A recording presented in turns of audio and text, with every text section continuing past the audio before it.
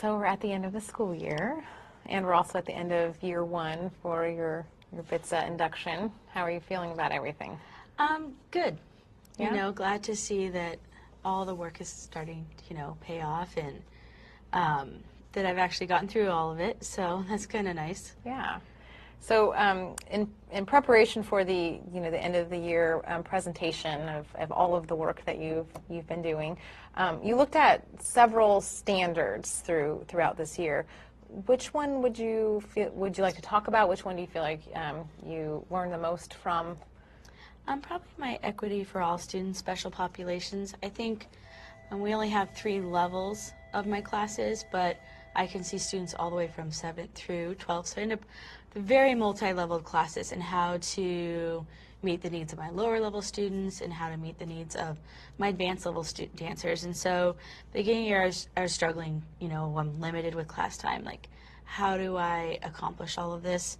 And starting to feel kind of frustrated, like trying to play catch up with those dancers, yet the advanced dancers were, I was holding them back.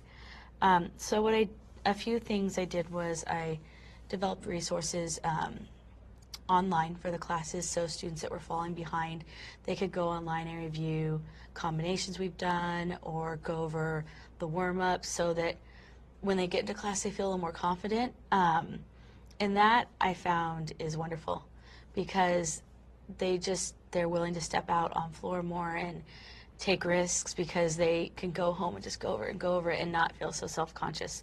The other thing I did was I paired every advanced student with an intermediate or lower level dancer in the class, and I just talked about how they're there to, that advanced level student, they're there to help. That's who I want them to go to. For my beginning level students, I want them to go to that student to break down the step. So the beginning level students creating this relationship and bond, and they have an advanced dancer they can look up to, and the advanced dancer, they're breaking down movements, and internally they're really, they have a better understanding of the movement. Oh, yeah. Okay, tell me a little bit about what you've learned about collaboration in general with as far as special ed populations. Well, my school sets apart. We have late start mornings to make sure that all teachers can attend any IEP or 504, that we can come together as a group. We've even found time in staff meetings to discuss where, if we have concerns for certain students, and if there's, that goes across all the teachers, or maybe it's just one teacher that has that concern. And I think it's an amazing process to sit down with your administrator and a learning specialist, all the teachers and the parents and students, and create this plan to help make the students successful and put in accommodations or responsibilities. It's incredibly helpful because sometimes I don't understand why a student isn't getting it, and I don't know what I can do, and they're there to support us and create a game plan. And I think the students that I've sat in on these meetings, they're doing much better, and we're all on the same page, working together as a team. We're not just a few teachers showing up at the meeting, but everyone's showing up. And I think when we kind of come together and we decide exactly what everybody's going to do and it's going to be the same, that the student can kind of depend on that. And I think they become more successful, and So you felt really well supported. Yeah. Did you ever question where to go or who to talk to if you ever had any issues? I can learn from what they've done in the past and what works. Good. So in preparation of the end of the year, what were your overall growth goals and how you went about going about them and providing evidence for them? So what were your growth goals? What were some of your growth goals?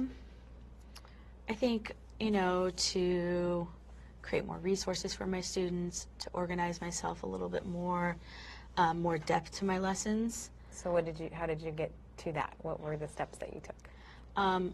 First off, I took a class at UC San Diego, and you helped me get my classes set up on Edmodo. I researched anatomy and injury prevention, and I sat in on other teachers and other dance teachers, and I looked at what they were doing in class through observation, and that was incredibly helpful.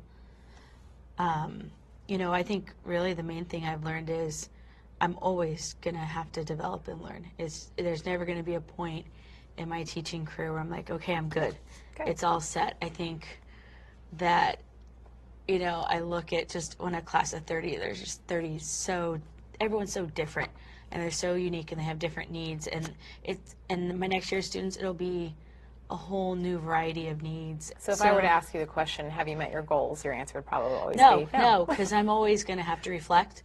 Mm-hmm. There's always something I can learn from another teacher.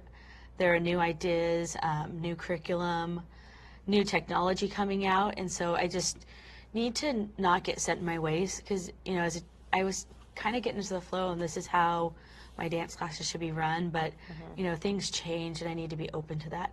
Yeah. So what do you think would be the biggest piece that you've learned from your students this year? Maybe their needs or... I found that my students, they learn differently than I did when I was their age, and that if I put something on a computer, it's all of a sudden fun and exciting, and you know, I don't have a lot of classroom discussions. Class is very fast-paced. We are moving from one thing to another, always have music playing, but they actually have a lot of questions and a lot of insight, and so through online discussion time, where, you know, I don't have to think of my classroom ending as soon as the class ends, but we can go home and they can continue discussions, and even if the class doesn't allow for it, the classroom time, you know, we can continue outside with these discussions. And so I have to be open to the way, you know, they really learn and not think about how it was for me when I was in school, because things have really changed. And they're going to continue to change. Yeah, so. and I'm going to have to continue to learn. Yeah.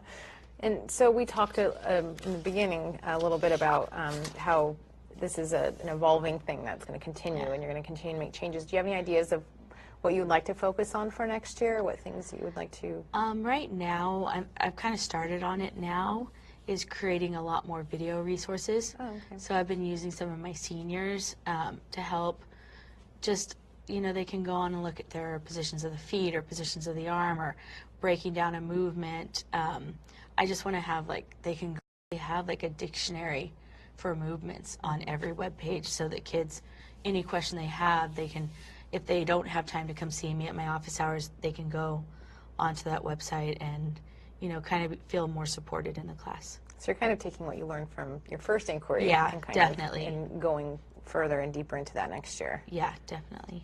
Okay. So it looks like you're prepared for your end of the year presentation. It looks like you have all of your pieces together and some good talking points. Or is there anything that I can assist you with or help you with up until that point? Maybe you could help me kind of go through my presentation. Oh, okay. Before I have to present in front of everybody. Oh, yeah, I'd be happy to I think I'd feel a little more comfortable. Okay, well, why don't we set up one more meeting to do that? But overall, it's been a fabulous year, and I've really enjoyed working with you, and I've learned a lot from you. Thank you. So, great.